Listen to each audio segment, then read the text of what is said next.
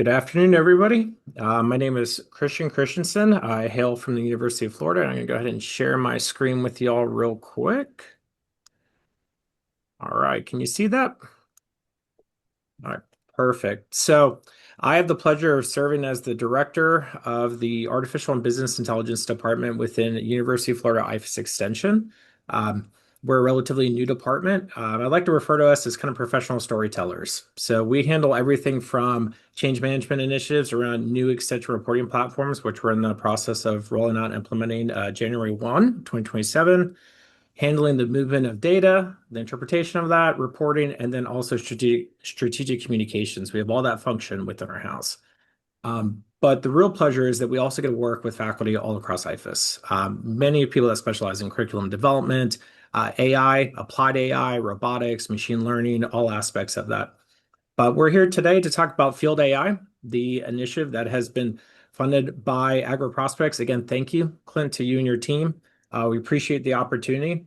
And really at the core of this project, we're going to be talking about agricultural AI, and practical and responsible use is going to be kind of a major component of this. University of Florida being a leading AI institution, we have a lot of resources for both our faculty and our staff. But being in the extension realm, everything has to be applied. It has to be translatable to our stakeholders, our clients across the state. And we've identified a bit of a gap there. And we're looking forward to closing that gap through the work that we're going to do in this Field AI initiative. Our real goal in everything that we're going to talk about and everything we plan to do over the next 18 months is for our audience, our learners, to leave with a more than just a general awareness of AI. Intentional use cases when it's applicable and appropriate, when it's not. And so getting into the presentation, kind of the four main things that we're going to touch on today is why now? Timing, growing up, my father always told me timing in life is everything. And the opportunity to apply for this and be awarded the funds to really look at applied AI and how that relates to workforce development and alignment. The timing of this is critically important for us here in the Sunshine State. We have a new Commissioner of Education that was just appointed. I'm sure you all are also paying attention to some of the recommendations and new policies that are going to be coming down around formal and informal education in alignment with industry. And I'm one of the few individuals here within IFAS that has worked in industry for several years and been able to return back to academia. So slightly different perspective to be able to offer up on efforts like this. But the second big thing is how do we plan to build it? The devil's always in the details. And I'm going to introduce you all to members of our team via this presentation today and kind of show you how we're taking a pretty, in my opinion, a well-rounded approach to how we plan to tackle this. I think it's always good to hit on the actual deliverables. What are going to be the tangibles that we're going to be able to walk away from? And Clint, to your comments, we plan to be able to share out these resources to our sister institutions and other LGUs. We're big on sharing information and collaborating. And we are very hopeful here at UF5's extension that, all of these workforce alignment issues are really going to click up, nationally, but more intentionally in the Southeast region over the next couple months and years. And so I'm really excited to see what type of opportunities that's going to present in terms of offering up micro-credentials, badges, CEUs in a way that are very industry aligned and very applicable and transferable across states whenever possible. And then also, oftentimes in extensions, you interact with stakeholders as an educator. Your stakeholders end up educating you more than maybe you had anticipated going into those interactions. And so we are always very intentional about building in this positive feedback loop about what do we learn? How do we take that in? How do we ingest and analyze that to improve the process?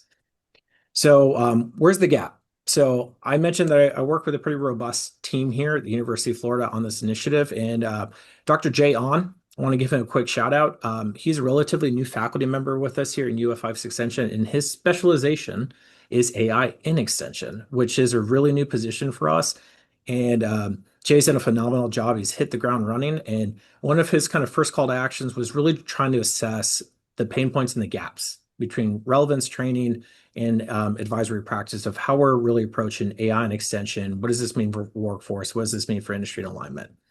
And some of his really early findings in 2025 were, and again, the populace for the survey was all of our extension and support staff within IFAS, is 92% of them viewed AI as being relevant in agriculture. But a majority of them, over 70%, had no formal AI training, right? And so your universities like ours, there's a lot of headlines, there's a lot of news, a lot of conversation around AI, the place in education, place in support, tool development for our constituents or stakeholders. But not only do we have a gap internally, we also have a gap in public appreciation and knowledge there as well. Surveying our own folks, our own faculty and support staff, only 17% of those individuals are really in a position to advise their stakeholders on how to use AI, when it's applicable, some of the ethics, and some of the foundational concerns out there. And so, right off the bat, Jay did a phenomenal job saying, "Hey, Christian, we have a problem. There's a gap out here. And let's look at any and all opportunities to close this." And again, Field AI, supported by AgriProspects, is really a point of a very much larger sphere of other efforts and other initiatives that we're looking at right now. So agriculture, the way we're really trying to look at this is we really try to start with the end in mind or the customer in mind before we establish any type of working groups, any type of new processes, any type of new products. And so that's why we really want to frame our work around agriculture, not technology, needs to shape the solution. They need to shape the pathway on how we plan to approach AI, micro-credentials, workforce alignment, and upskilling. And so how do we plan to do this? Start with listening, right? You try to understand what the landscape is. You try to understand what employers are looking for, where the knowledge gaps are with the general public, particularly in this instance, individuals working in the agricultural workforce. And so, as a kind of a way of magnifying that voice, we're in the process of formalizing our advisory board. And currently, we have Hannah Love, who I've done phenomenal work with the Farm Bureau. Members of our team have actually presented at Florida Farm Bureau conferences, young farmers and ranchers, teaching them things like AI prompt engineering, basics, use cases. And we've even developed some tools for Farm Bureau that their field technicians are currently using to help shorten the cycle time on how they take handwritten notes and convert those into digitized consumable reports for headquarters. Hannah's been a great colleague of ours, good friend of ours, and we're really excited and thrilled to have her on the advisory committee. Tao Coley from Florida Nursery Growers Landscape Association. Nurserymen, greenhouse workers, it's a very large industry across the state of Florida. So again, we're really excited to have Tal at the table to help inform and guide us on where the pain points are on that sector of the agricultural workforce. And then we also have Bryn Fussell with us from Florida Fruit Vegetable Growers Association. Over 300 commodities produced in the state of Florida. California is kind of our healthy rival in that space, but Bryn's going to bring a lot of expertise and a strong voice to how do we look at this from all the different specialty crops and how do we align these efforts? So based upon the listening that we're going to do with our advisory committee, in addition to surveying a number of constituents across Florida, we plan to do this work in partnership with FAMU. So they are our 1890 HBCU sister institution here in the state of Florida. And our leader, Dean Andrew Johnson, and our team here, we have a very clear call to action. We love working with our friends over at FAMU and any and all opportunities we have to kind of connect with them and join forces. We try to be very intentional about that. So we'll be doing that in connection with FAMU. And we're looking at not just asynchronous online courses, but how do we dovetail this with in-person, very hands-on, human-in-the-loop education opportunities that are more community and regionally specific. So we have a huge push right now to develop statewide curriculum here at the University of Florida. We love it. It adds a lot of validity into how we develop programs, how we evaluate them, how we report them to funding agencies, both at state, federal level. But there's always going to be a need for localized context and customization. So we're mindful of that. And then I mentioned this before, but we also want to be looking at this positive feedback loop. We build things, we pressure test them, we take in the feedback, and then we use that to improve the process. And of course, survey tools, longitudinal survey tools are one of the approaches that we're going to be using here throughout the project. So I mentioned a very robust team. So myself, Christian, you all know who I am at this point. And then I mentioned Jay, again, he's our lead in AI and extension faculty member in Ag Ed and communication. His main focus is on AI adoption and evidence of that. We also work with Dana Choi. Her specialization is agricultural AI. She does a lot of great work in machine learning and disease prediction, some of our specialty crops. She's actually located down at Balm, which is the future home of the Applied AI Center. We've gotten significant support from our state legislator, and we are really forecasting that this is going to be a major hands-on, very vo-tech type of location where people are going to be able to engage directly with University of Florida extension and research professionals and upskill and train around all things AI. Barbara Larson, she is our director of FIRST. She really specializes in instructional design, accessibility, quality, online development, and we do a lot of great work with her. She supports both our more traditional educational side of CALS, so your conventional students that enroll at the University of Florida, but we also have a portion of our Canvas instance that is strictly Extension Online. These are Extension Online asynchronous courses that are available to anybody in the world. And so that's really the platform that we're looking to build out and really expand upon moving forward. Again, workforce development, industry alignment. Peyton Beatty, another great colleague of ours, specialized in program evaluation.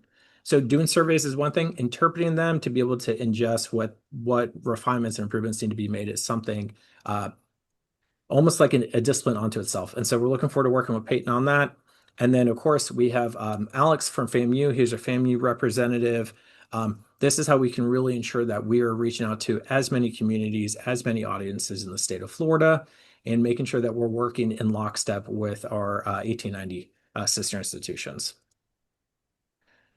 So we always talk about this in the AI space when we do education, but responsible judgment really needs to come before applied AI. And so that means to us, as educators, is establishing a strong foundation.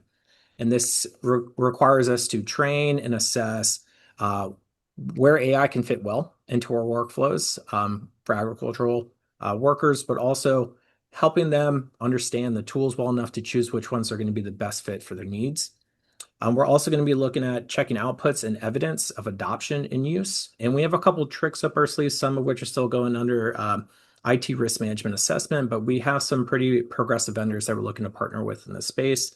But at the end of the day as well, we need to make sure that we're being good stewards of our constituent clientele data throughout this entire process, not just on the educational space, but we also develop a lot of custom tools that we deploy and host in the near term and things that we're looking at in the future. And data security governance is a major point that we should all be paying attention to. But online education is not the only piece. I mentioned that it's this in-person applied component that's really where we're going to bring this home. And so we had an opportunity within the parameters of this award to layer on an in-person, very applied component to this. Drone imagery seems to be very attractive to a lot of people that are entering into the ag space or that have been in the ag space for a long time. And so we're looking at layering in drone image analysis, the stitching orthomosaics, layering on a different indices to look at things like crop health, yield predictions, crop management decisions, and so forth. So really looking forward to that. And this is an area where Dana Choi down the Applied AI Center is really going to be leaning into this heavily. And so we're looking forward to working with her and learning from her on, how do we really layer in something as attractive as drone image analysis into an Extension Online stackable course framework. So the pathway for us, a lot of us have a background in being developers, whether it's software, maybe it's analytical, statistics, dashboard development. So we think in terms of lockstep processes quite a bit. But again, we really plan to start this off by listening to our target audiences, bringing in reinforced points from our advisory board, using that to really be intentional about how we design these stackable micro-credential and certification courses in our Extension Online. Really going to use this opportunity to build kind of a foundational course track that includes AI, judgment, and use cases in agriculture. That's a big thing. And this is a huge opportunity for us, again, to add some parameters, some frameworks, a little bit of recipe building around this for successful AI adoption and use in the ag space. The applied AI drone elective is that human touch component where we can use to attract, again, people that have been in the ag space for a long time or people that are looking to enter into the ag space. My background was not originally in agriculture. I grew up working in construction. I didn't make the leap till I was about 18 years old, and I've been in it ever since. So I come from a very non-traditional ag background, and I think that there's a lot of great opportunities out there if we can position ourselves well as educators with the applied hands-on component to attract new folks into the agricultural workforce. Obviously, evidence and evaluation is a big component of everything we do in extension, so we want to be intentional about that being part of the process. This is how we can learn from what we've done, the good, the bad, and how do we go from being good to better to best. And then once we get through this process, we plan to really present this information, package it as a reusable extension model. And I'm already hearing that many of our sister LGUs, you all have models of your own. Again, I think there's huge opportunity for us to compare notes. What works well in your state may not work well for us, or maybe there's components we're not thinking about collectively. And I guess maybe one of our kind of grand pie in the sky ideas is that there could be more kind of national or even regional synergy around this to meet industry needs and attract more individuals into the agricultural workforce altogether. So extension makes the model local, supported, and reusable. We're very big on building processes that can scale, that are informative, and they're very effective. And so a big part of this is we have to train up our own workforce. I started off this presentation by highlighting that we have a huge gap in knowledge of our own workforce that's resulting in a lack of understanding or gap in knowledge by the constituents we support. So of course, we have to embrace the train the trainer model as we develop out this curriculum. We'll pressure test it with our faculty.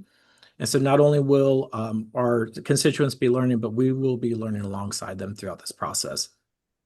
The intentional blending of online and local learning, as I mentioned, this kind of hybrid approach, science literature suggests that this is kind of a non-starter. You have to have that localized context and opportunity for people to engage with people in real time. But there's also still a very intentional space for online asynchronous education that aligns with people's schedules, whether they're raising a young family, whether they're working multiple jobs. And so that's a very intentional piece of this. And again, being able to develop a system that's reliable, reusable, and scalable, not just in the state of Florida, but beyond, is definitely one of our targets for this project. So success, how do we plan to measure this? Again, starting with the end in mind.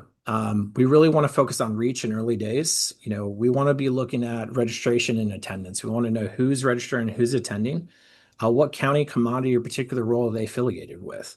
This will help understand how do we need to tweak our approach in terms of communication, marketing, and industry alignment. From a learning perspective, pre and post conceptual understanding through survey tools is going to be one of our main approaches to this. Demonstrating what can learners produce, right? Competency-specific work products, Rubik's score performance, evidence against approved criteria. Demonstration, the proof is in the pudding. This is kind of a main layer to some of our lockstep flows. And so from a 60 to 90-day interval, that's when we're looking to kind of pull together these longitudinal survey points. How do we learn from our people participating in our programs? We follow up with them in surveys in a very intentional way. And then we use those insights to, again, this positive feedback loop to improve this process over the next 18 months. So validation, improving what should be retained or revised. We don't always keep all components of the tools or the processes that we start out developing. We keep the best, we retool some of them, and then we throw out the rest. That's kind of one of our internal mottos. We're always really hyper-focused on making sure that everything we build is relevant. It's high clarity, it's very understandable and extremely accessible. So, Clint, I see you got a hand up. Just looking at our time here, and we're going to have to bring it back together for a wrap up. So I'll ask you if you could go ahead and excellent presentation, wrap up so that we can keep everybody on time. Appreciate you. Got you, brother. I'm all done. So the last one was just a closing slide. If you all have any questions, feel free to reach out. We're an open book. So if you guys ever have any questions, feel free to email and we're happy to collaborate and communicate with you all. I really hate to do that. I think each of these presentations could be a whole section of their own. And with that, we're going to have some more opportunities in the future. I don't know how to put my hand down. Yeah, I got that. All right, so let's go here quickly. Let me find the right screen. All right, excellent. This was excellent. Thank you all. The themes that I heard of, that this was the right time for a lot of folks, that this was the timing was really good on this. Also, this project that you're doing here represented today is part of a larger project that's already maybe is already going on. It's going to be going on after this, but hopefully this will provide some key funding and support for that. Collaboration is key in sharing of resources, and so just spot on with regional sharing and national sharing. That's what this project really is all about. And so I'm going to quickly, to keep us moving forward, want to showcase or show you a little bit of The marketplace you've heard about, we are close to a launch on that. And this is the type of place where the resources that we've heard about, plus hundreds, hopefully, of others across the nation, can be compiled together so that, who is working on XYZ? We can find that. We can find out who they are. We can go ahead and work with them. Now, really there's an end user, right? The person, the industry, or the learner. But also as a collaborative networking tool, this is going to really help us know what's going on across the country, where can we learn, how can we make this connection, this collaboration. More to come on that, but I had to put that plug. I've also got to take a minute to put this plug on the AgriProspects Summit. We did one of these in 2025, and it had to go virtual, but this time we're coming live. We're going to be in Atlanta, Georgia, April the 27th through the 29th. The save the date has gone out. We would like to make a wide call on invitation. If you've signed up, Melanie, tell me if I'm wrong, but if you've signed up for this or any other AgriProspects event ever, you're on our mailing list now, and so you will receive information about this. The registration, once it goes live, we will have more information in terms of how to register, how many per university, and things like that. But we are very, very excited. Just to let you all know, we plan on presenting some more of this information that you all have shared today. We do have other round two and round one presenters who we will hear from in the future, but I think this was an excellent slate of presentations today. So save the date on this one. Staying connected. We have our Extension Workforce Development Network Connect Extension blog, and so we encourage you all to check that out. We've got plenty of stuff on there now. Add to it, comment, add your own. Be wonderful. Regional work groups where we can continue these conversations on a smaller scale, but it's more, hopefully more discussion based, and then the marketplace kickoff coming soon. And so we want to give the correct attribution to our funding, Extension Foundation, and then through NIFA. And so I'm going to stop sharing. Brought us down to the end. Are there any questions? I know we're here at the very end, but I want to make sure to get everybody's talk in and comments in. Melanie, do you have anything going on in the chat that we are going to look at? No, just people excited about the presentations and learn more and excited about the summit. Awesome. Any questions for our presenters? We have like 1 whole minute left.